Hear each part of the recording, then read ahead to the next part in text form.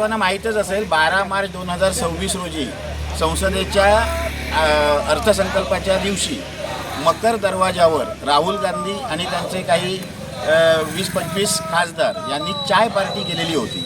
खरं म्हणजे संसद हे आपलं एक पवित्र असं लोकशाहीचं ठिकाण आहे, लोकतंत्र संस्था आहे ती, आणि अशा ठिकाणी त्यांनी नौटंकी करून चाय पार्टी, चाय आणि बिस्किट अशी पार्टी केली।